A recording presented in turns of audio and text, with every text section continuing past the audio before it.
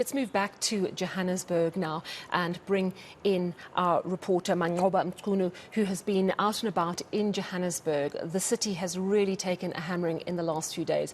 Very heavy, persistent rains have led to at least 200 homes being destroyed. City Power is really battling because not only stage 5 load shedding, but also doing repairs in the rain, often difficult, sometimes basically impossible. Plus, its technicians were pulled out of Jeppestown because they were attacked and robbed. It's a really difficult situation. Let's bring Manqoba in now. Manqoba, you have spent the day speaking to people.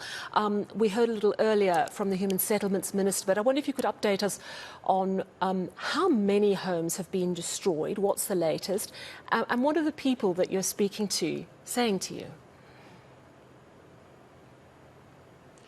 Well, Sel, I can tell you that at this particular point, there's a lot of devastation in some of the areas that have been affected. We went to some of those areas, which include Nansfield Hostel, where we know that several people have been displaced. They are staying at a community hall where they are seeking temporary shelter.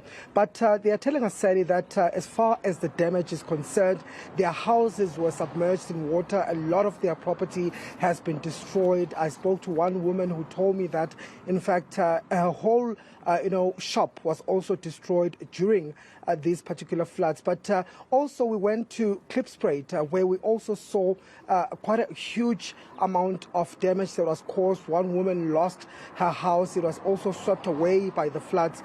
But at this particular point, the government, provincial, national, and both the city, not saying at this stage, Sally, just how many houses have been destroyed. They are not quite certain at this stage. We know that they are going to be meeting again tomorrow to work out those particular logistics. And as far as people that have been displaced as well, that is still unclear at this particular point. But Sally, I spoke to one woman also who was just telling me, Sally, how concerned they are given the fact that there is rain today. There are persistent rainfall in the province. And in fact, there has even been a warning that was issued by the weather services, Sally, orange level 5 warning, a warning of severe downpours as well as thunderstorms. So they are saying that they're concerned, Sally. They want to be moved from where they are. This lady that I spoke to was in Kliptown. She told me that every time there's a flood, she gets affected. Her house gets, flooded. And this time around, she says that they simply want to be moved, and they are calling on government to make those plans. They say they've been promised before, but nothing has come of it. Take a listen to what she had to say. Dala sikhuluma iminyaka neminyaka sifuna ukususwa basitshela ukuthi sathi asifuna ukususwa amanga lawa zange sike sitsho sithi asifuna ukususwa akekho umuntu ongafuna ukumoshakalelwa ahlale endaweni enje siyafuna ukususwa. And then umuntu oye wasinceda kakhulu wasiphakamela iKYP center yethu la kungena khona abantwana bethu khona nababuye esikoleni. Uye wasinceda lo mfana mncane mara siyambonga nasazi nokuthi singambonga ngani ngoba umuntu okuqala ekuseni amanzi akangena uye wasithatha wasise center yakhe wasipha ukudla sadla salala khona wasipha ingubo. Uye umuntu osikhusele ukundlula wonke umuntu. Yebo sinayo government kodwa lo mntwana usincede kakhulu. Singabomama nje sinabantwana besingazi nokuthi izolalaphi. Well, Sally, this lady is saying that, they've been making calls to government, pleading with government to move them, but that has fallen on deaf ears. She says that, the stories that they don't want to move from their homes are simply untrue because they have been making a case to be moved to a safer location because they get affected all the time when there is a flood. She says she's thankful to one young man in the community that has actually come to their help. He's the young man that took them to the community hall and provided them with food. So she says that the situation is dire in that particular area. It's just so very sad.